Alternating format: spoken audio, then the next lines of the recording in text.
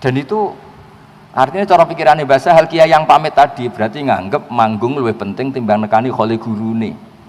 Mergo manggung 200.000 nekani kholi gurune malah kadang ngurun nggo sowanan ribet. Jadi nak delok teori niku siapapun yang nggak datang tuh pasti salah. Orang kok mungkin salah, pasti salah. Kecuali stroke lah niku memang ribet nih. Jadi itu ceritanya bapak, kalau kenang terus.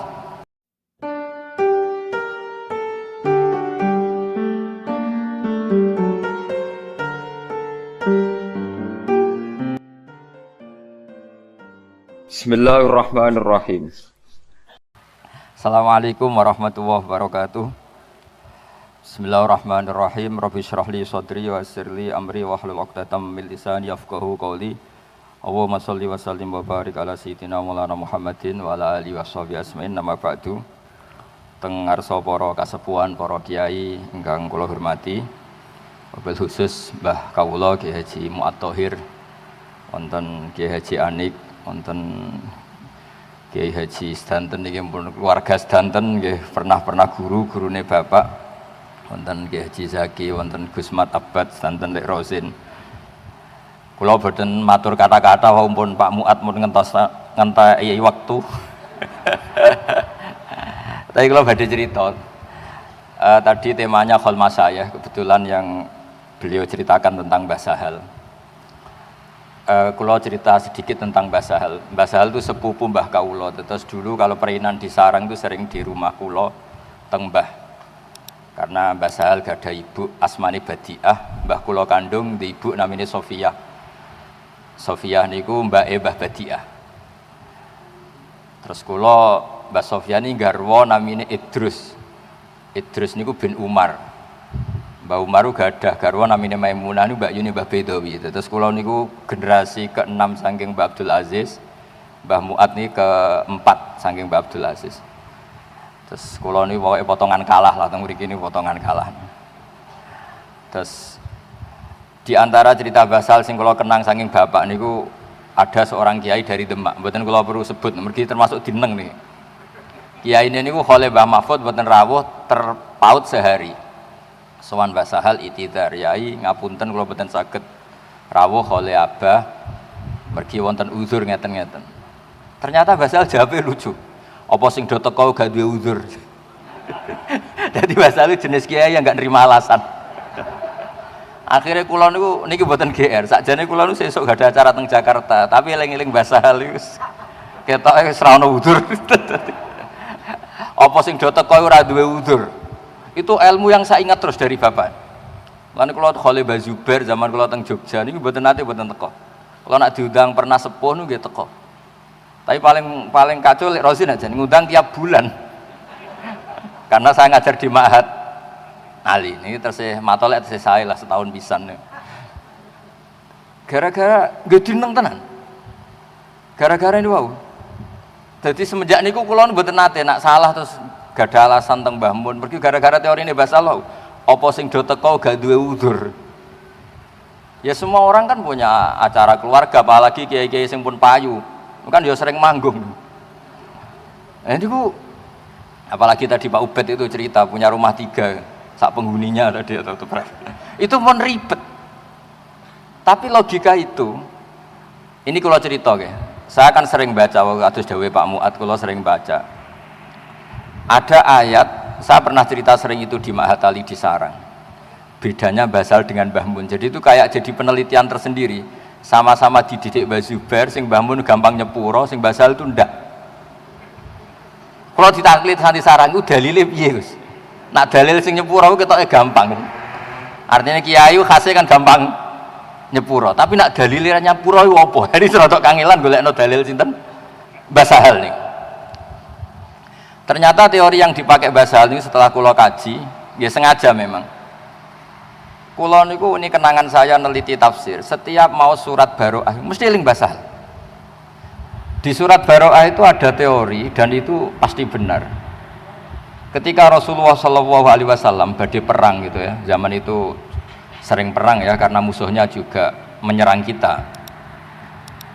Niku reaksi itu pakai teori matematika, pakai teori baku.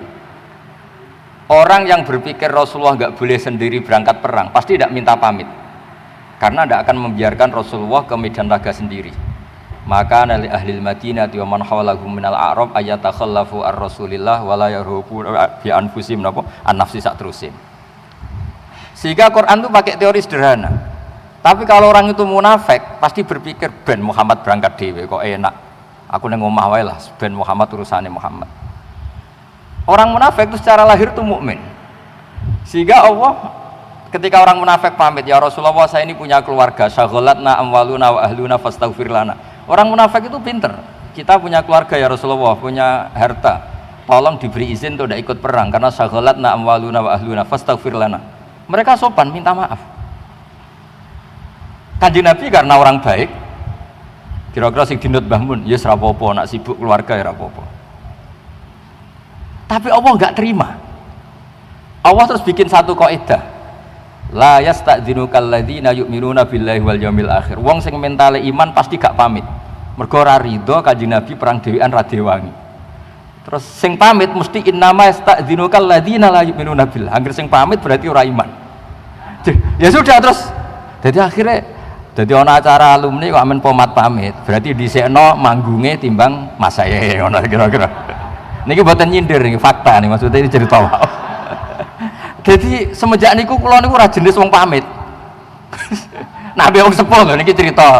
Nak sing ngundang terus niki mboten nyindir ke cerita ilmiah mawon, cerita membaca, baru kayak membaca. Jadi kaidahnya di surat Baroah itu jelas. Orang yang punya iman terhadap Allah dan Rasul atau kepada Allah dan Rasul, mungkin digugat ahli bahasa Indonesia alatut takdiyah terhadap apa kepada ya ribet. Kalau nurian sering nerjemah kalian Profesor Zaini nggih sering debat. Kalau ngenjang insya Allah ketemu beberapa ahli tafsir nggih sering debat. Qul huwallahu ahad itu katakan bahwa Tuhan itu satu. Ono sing debat. Loh, iman tuh nggak cukup dengan katakan tapi harus yakini. Mergo iman itu tasdik. Akhirnya diterjemah yakinilah bahwa Allah itu satu. Loh, ora iso ngukumi wong Islam nak wis nglafatno anutku bisa daten ati ku nomor loro. Dubebat ngoten teng ruang sidang teng ngene lajeng debat sisi tok meni katakan sisi tok meyakini. Akhirnya ana sing rodok pecundang, katakan dan yakini bahwa Tuhan itu satu. Sing ahli kamus gak terima, mana ada di kamus kul tuh katakan dan yakini. Tapi debatnya betah mergi digaji nak teng Kemenak nih. Lah nak basul masail ra betah perkara ora ono sing gaji milih mauquf. Wah ribet, debat dibiayai gitu mboten bar. Akhirnya kita terjemahan ya ono sing katakan, ono sing yakini, ono sing embos lah. Ya iki kula cerita. Jadi Quran nak ndelok teori niku yang seperti basal nggih dalile niku. Orang mukmin itu pasti nganggap dirinya itu tidak penting dibanding dirinya Rasulullah sallallahu alaihi wasallam. Itu disebut wala yarghabu bi anfusihim an nafsih. Sehingga ketika Rasulullah perang Badar dan beberapa peristiwa ketika Nabi, orang-orang yang di rumah itu pahalanya sama dengan kita yang ikut, karena mereka sebetulnya ada ridho nggak ikut saya, tapi gara-gara habasahumul uzru, mereka punya uzur nggak datang ke sini. Tapi cara berpikir kalau boleh dibahasakan, cara berpikir Tuhan kalau boleh dibahasakan, ini istilah dalam mantek niku musyakalah lah. Ngono sampean bantah pangeran kok mikir yo ribet. Karena sampean ngono ya ora tau ngaji ning matolek di Quran tuh boleh begitu ya khadi'una wa huwa khadi'uhum. Kok nanti Quran mbok debat, mosok Allah nipu. Wa makaru wa makara wa ribet. Makanya penting juga belajar balaghah karena di Quran mau tidak mau harus ada analisis ini jenis apa. Karena Allah tidak pernah khadi', tidak pernah makir. Tapi di Quran ada yukhadi'una wa huwa khadi'uhum. Ada kata wa makaru wa makara wa huwa khairul makirin. Harus ada analisis balaghah. Sehingga dari cerita bapak tadi, ini cerita terus bahasa hal tadi. Kula niku nggih nate setengah sakit, setengah udur betul. Nak mulang teng sarang nggih mulang lho. Nanti sakniki kula sakit lah nggih mulang. Gara-gara terus kepikiran, aku nak loro disalami templek. Sakjane nak ana guru loro ra mulang, nak salami templek yo aja gelem. Ngapunten nembe sakit kula. Lah iku fair. Wae mulang muni sakit, wae salam templek ditampa. Daripada engkau ra iso nampa salam templek loro lah mulang. Jadi itu memang apa ya, satu ilmu, satu pelajaran. Kalau terkenal termasuk Kiai Nom yang mucal terus nganti saat ini. Meskipun badhe sowan mriki nggih wae mulang gitu temu mucal riyen. Mergo wau sering kula lara ngoten nggih wonten mawon tamu sing salam templek 1.000 200. Kadang-kadang nggih kula umumno nembe sakit sedang enggak berfungsi secara agama. Kiai nek lara kan gak iso mulang. Nek iso mulang kudune gak berhak nampa servis ya.